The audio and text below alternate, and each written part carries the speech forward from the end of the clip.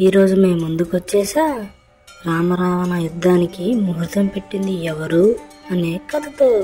రామరావణ యుద్ధంలో మహాబల సంపుడైన రావణునికి కొందరు నరులు మరికొందరు వానరుల సాయంతో శ్రీరాముడు సహకరించిన సంగతి జగద్విదితమే.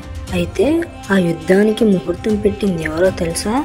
సాక్షాత్తు రావణాసురుడే.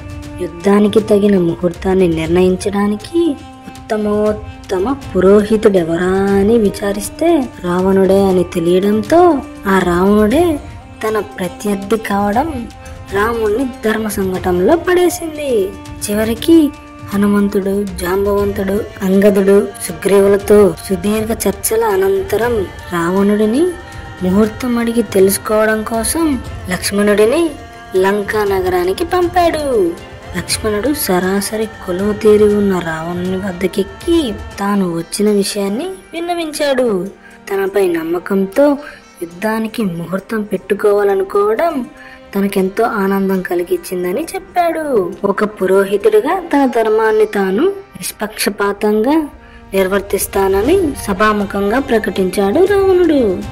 అప్పటికే పొద్దుపోవడం వలన ఆ సమయంలో ముహూర్తం పెట్టకూడదు కాబట్టి కాసేపు సేద తీరుతూ ఉండమని ఈలోగా తానే వచ్చి ముహూర్తం చెబుతానని చెప్పి లక్ష్మణుడు విశ్రాంతి తీసుకునేందుకు మందిరాన్ని కేటాయించాడు రావణుడు. రావణుని ధర్మచింతనకు విశాల హృదయానికి అబూరపడుతూనే తనకు కేటాయించిన ప్రత్యేక మందిరంలో విశ్రాంతి తీసుకున్నాడు లక్ష్మణుడు.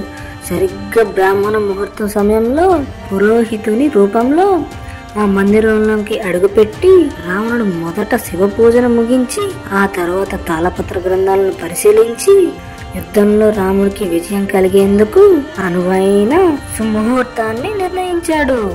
ఆ ముహూర్త వేళను లక్ష్మణుడికి చెప్పి తనకిచ్చిన తాంబూలాన్ని అందుకొని నిండు మనసుతో ఆశీర్వదించి సగర్వంగా సాగనంపాడు. రావణుడి నిష్పాక్షికతకు సహృదయతకు ఆశ్చర్యానందలకు లోనవుతూనే సరిగ్గా రావణుడు పెట్టిన శుభలగ్నంలోనే రాముడు యుద్ధ బెరిని మోగింపజేసి లంకపై దండెత్తాడు. రావణుని అసురగణాలు రాముని వారణ సైన్యాలు హోరాహోరీగా సాగించిన ఈ యుద్ధంలో మహాబలశాలులైన రాక్షస వీరులందరూ ఒక్కొక్కరుగా నేలగూలిపోతుంటే రావణుడు పెట్టిన ముహూర్త బలమేమిటో లక్ష్మణుడికి తెలిసి వచ్చింది. ఆ తరువాత యుద్ధంలో విజయలక్ష్మి ఎవరిని వరించిందో మనందరికీ తెలిసిందే.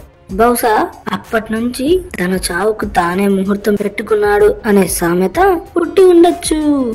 చూసారు కదా పిల్లలు, రామరావణ యుద్ధానికి ముహూర్తం పెట్టింది ఎవరో తెలిసింది కదా. ఓకే, బాయ్ పిల్లలు.